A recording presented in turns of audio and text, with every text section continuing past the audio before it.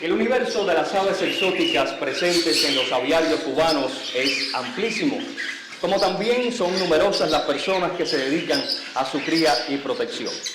Hoy nuestra ruta nos acerca a uno de los patios, que es un excelente ejemplo de lo que les acabo de decir. Aquí se combinan diferentes maneras de mantener a las aves, teniendo en cuenta las características de ellas y las condiciones que exigen para su cría. Grandes aviarios, donde las aves pueden volar, y jaulas más pequeñas, donde encuentran espacios ejemplares de tamaño más discreto. Eso sí, todas las aves que encontraremos aquí son atendidas con esmero. Por si todo esto fuera poco, hoy veremos aves que son únicas en nuestra isla y de otras especies también que no son tan abundantes. Por eso ya los invito a que continúen con nosotros.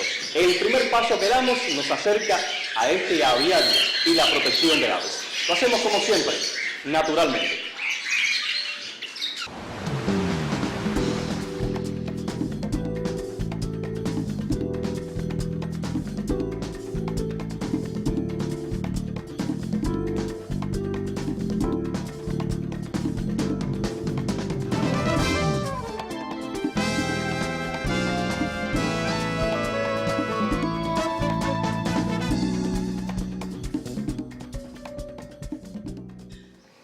El perico de alas carmesí es una de las especies más raras que podemos encontrar en nuestro país, sobre todo por su poca distribución.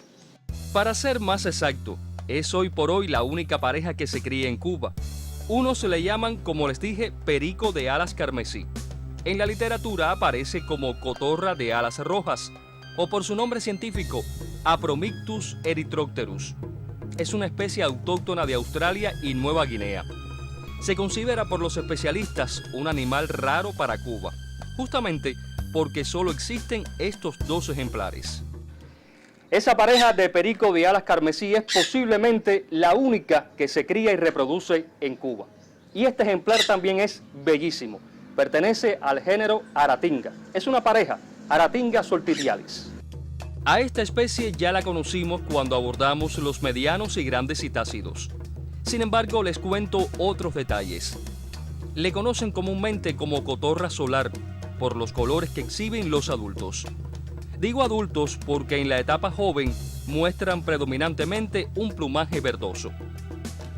En estado salvaje habita en Brasil. No presentan dimorfismo sexual. Estas aves suelen ser muy domésticas e incluso criar con facilidad. Como es común en estas especies, la pareja suele estar unida toda la vida. La hembra pone entre 3 y 5 huevos. La Aratinga soltitialis necesita un aviario suficientemente grande para su supervivencia. Es una de las especies más grandes dentro de su familia. Aquí se combinan dos formas de cría: en jaulas grandes, en exteriores y con ambientes diseñados, y en pequeñas jaulas bajo techo. Todo lo tendrá en breve.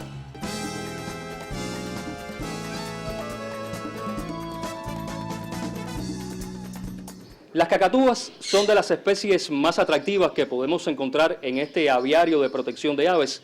Aquí vemos ahora dos especies, la cacatúa galap, que ya hemos conocido, la gris y rojo, y la casi totalmente blanca.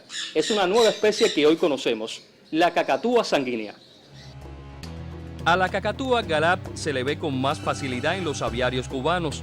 Quizás sea porque también es una de las especies de cacatúa más extendidas por Australia, su país de origen.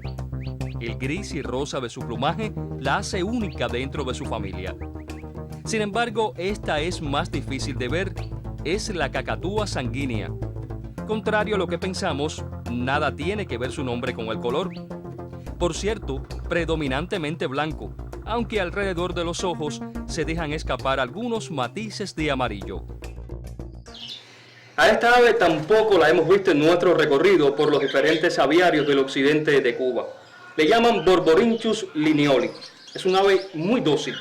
De ella estaremos conociendo en instantes, porque ahora les voy a dejar con el criterio de otro criador de aves de esta nada fácil labor. La ornitología lleva mucha observación. El aviario no es entrar y salir. El aviario lleva detenimiento, lleva meticulosidad y ver cómo cada una de las aves se sienten cada día. Ese es uno de los secretos del criador. En las aves hay que tener cuidado en muchas cosas.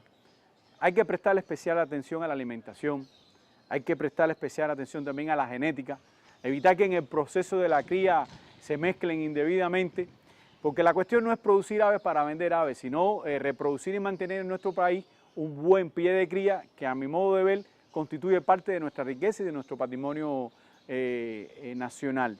Borborynchus es un género de ave que cuenta solamente con 3 especies. Todas habitan en el neotrópico.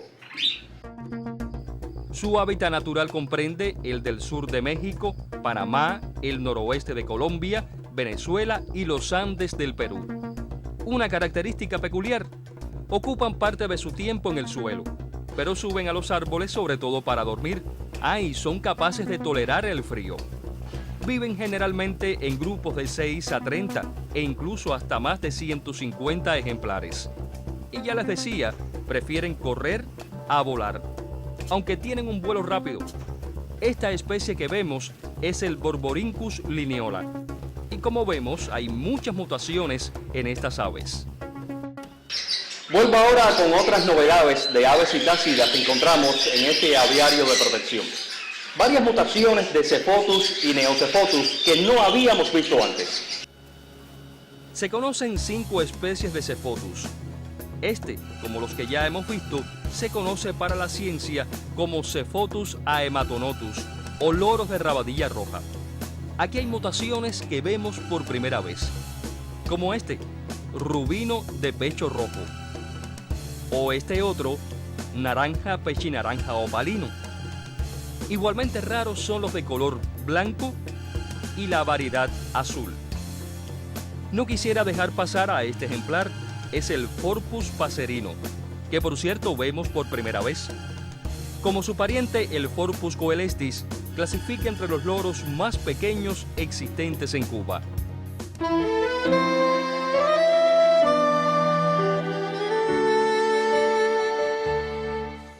Tomamos evidentemente otro camino para acercarnos a otras aves que ni por asomo pertenecen a la misma familia, pero que también son de la preferencia de los criadores. La tórtola collar se ha logrado adaptar al cautiverio, y no solo eso, se ha reproducido con todo éxito. Al igual que esta especie, está considerada la paloma más pequeña del mundo. Es conocida como paloma diamante. Ambas son exóticas. Pero esta que vemos ahora sí es toda nuestra. Camao o azulona es una de las llamadas palomas de tierra por sus hábitos. Les aseguro que ver así a la paloma perdiz es un privilegio. En vida salvaje no hay muchos ejemplares y habitan en lugares inhóspitos. El barbiquejo también es difícil de observar.